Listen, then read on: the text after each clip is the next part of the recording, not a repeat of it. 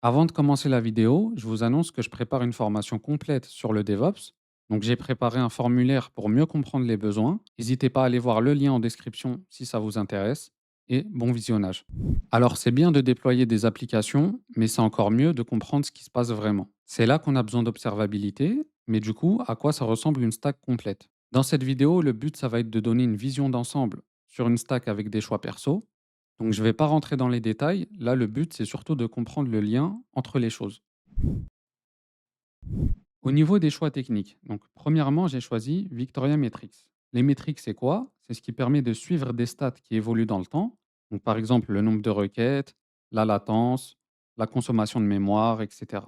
En alternative, il y a Prometheus. Maintenant, moi, j'ai choisi Victoria Metrics pour deux raisons principales. Donc, premièrement, c'est plus performant.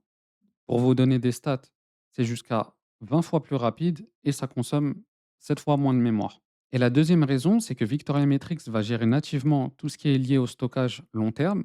Donc avec Prometheus, on a besoin d'une solution externe comme Thanos, Cortex ou Mimir par exemple, alors qu'avec Victoria Metrics, c'est géré nativement. Ensuite, Victoria Logs, donc les logs, c'est ce qui permet d'avoir l'historique complet de ce qui s'est passé. En alternative, vous avez Loki et tout comme pour Victoria Metrics, j'ai choisi Victoria Logs parce que c'est plus performant et ça consomme moins de ressources. Et au niveau des traces, ça va être Victoria Trace. Donc le tracing, ça permet de suivre le chemin d'une requête, que ce soit à l'intérieur de l'application ou bien pour la communication avec d'autres services.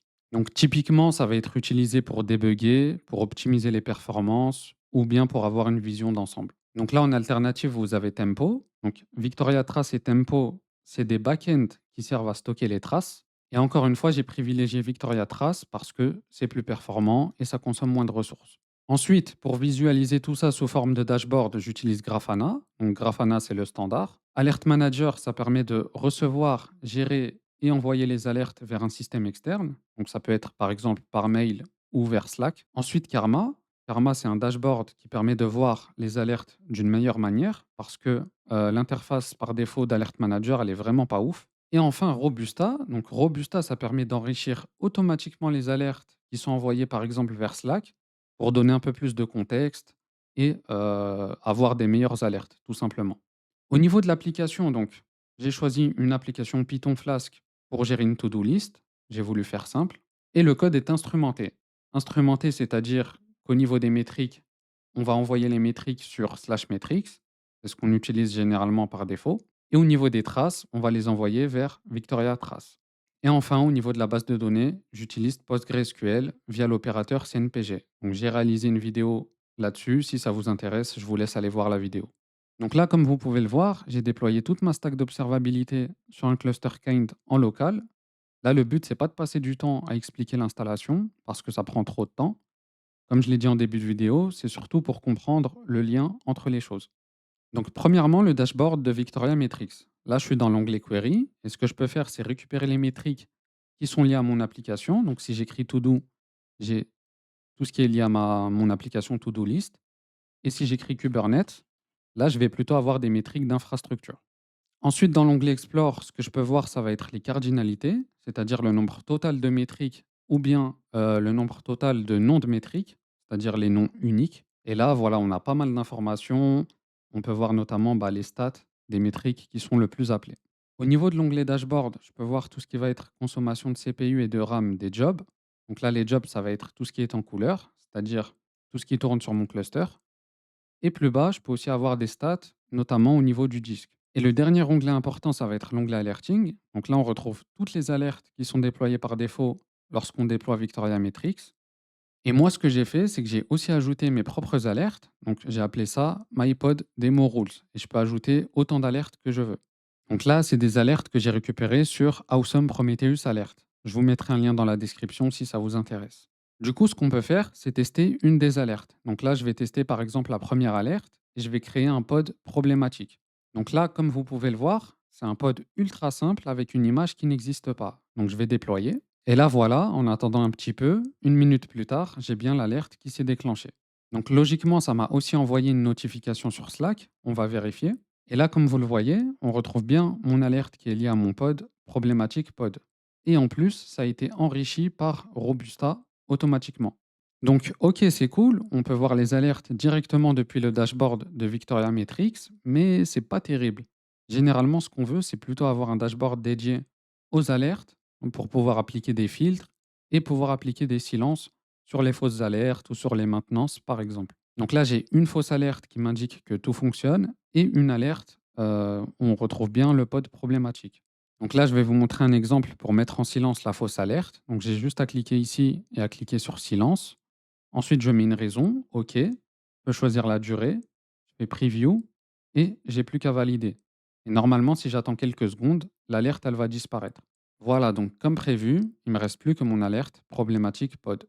Maintenant, on va passer à la partie dashboard avec Grafana. Donc, moi, j'ai créé deux dossiers. Un dossier dédié à l'application, donc mon application To-Do List, et un autre dossier, donc là, ça va plutôt être des dashboards liés à l'infrastructure. Et ensuite, tout le reste, ça va être des dashboards qui viennent par défaut. Donc là, par exemple, on peut aller regarder le dashboard dédié au nœud de Kubernetes. Donc là, on a pas mal d'infos. Au niveau de la data source, j'utilise Victoria Metrics. Au niveau du nœud, j'en ai qu'un seul parce que c'est un cluster de démo. Ici, je peux choisir la période d'affichage, 15 minutes par exemple. Et ensuite, bah, on va avoir plein d'infos. Principalement, ça va être sur tout ce qui est CPU, RAM, disque, réseau, etc. On a la liste des pods sur le nœud en question. Et ensuite, on va avoir des graphiques pour avoir un peu plus de détails. OK, donc là, on est sur le dashboard dédié au log. Et tout comme pour Victoria Metrics, j'ai aussi accès aux queries. Donc, étoile, c'est pour tout afficher. Mais je peux aussi filtrer sur quelque chose de spécifique. Par exemple, si je tape cube, voilà, je peux filtrer sur des labels, sur des IP, etc. Plus bas, on a différents onglets. Donc, premièrement, on a l'onglet groupe qui permet d'avoir les logs en détail. Donc, par exemple, si j'ouvre le premier, on peut voir que là, j'ai plein de logs avec le level info. Ensuite, on a différents affichages. Donc, on peut afficher ça sous forme de table. On peut aussi afficher sous forme de JSON. Et on a même un onglet live qui permet de suivre en temps réel les logs qui sont générés.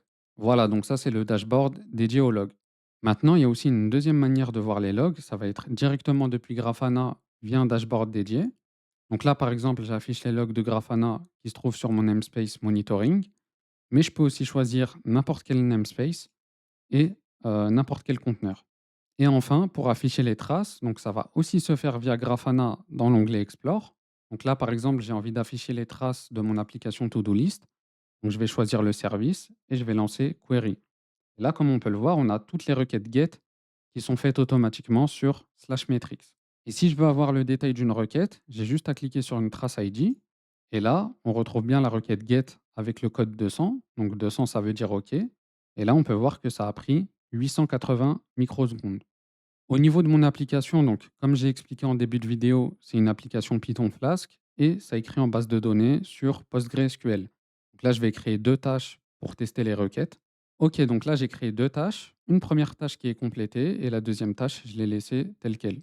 Et si je reviens sur mon onglet dédié aux traces, on peut voir que j'ai bien mes deux requêtes post qui ont été détectées. Donc c'est vraiment pas mal pour débugger ou bien optimiser les performances. Et pour finir, je peux vous montrer encore quelques dashboards. Par exemple, mon dashboard dédié à ma base de données. Comme on peut le voir, j'ai beaucoup d'infos. Donc, je suis en version 18. On peut voir les TPS, le CPU, la mémoire. Est-ce qu'il y a eu une backup? Est-ce qu'il y a eu un archivage? Ensuite, on voit mes deux instances. Donc, j'ai un primaire et un secondaire. Et voilà, plus bas, on a des graphiques pour aller encore un peu plus loin dans les détails. Et au niveau de mon application, donc j'ai fait un truc ultra minimaliste, mais ça suffit pour vérifier que ça fonctionne bien. Donc là, comme on peut le voir, j'ai bien créé 2 tâches au total. Et bien sûr, j'ai oublié de montrer, mais Robusta a aussi son propre dashboard. Bon, après, ça fait quand même beaucoup de dashboards pour au final montrer la même chose, mais voilà, je le mentionne quand même. Ce qui est bien avec Robusta, c'est qu'ils ont une intégration avec leur propre IA qui s'appelle Olm GPT. J'ai pas testé, mais voilà, c'est quelque chose qui est dispo. Du coup, pour conclure, ça peut encore être optimisé, mais voilà, vous avez quand même une vision d'ensemble sur la stack que j'utilise. En alternative, pour de l'observabilité, il y a aussi la stack ELK. Donc ça, c'est plutôt adapté pour du big data. Personnellement, je n'ai pas essayé. Et sinon, il y a aussi des solutions payantes comme Datadog, Dynatrace, New Relic, etc. Voilà, donc n'hésitez pas à aller voir en description le lien du formulaire si une formation DevOps vous intéresse. Comme ça, je comprends un peu mieux les besoins. Merci d'avoir regardé la vidéo. Abonnez-vous, likez et je vous dis à la prochaine.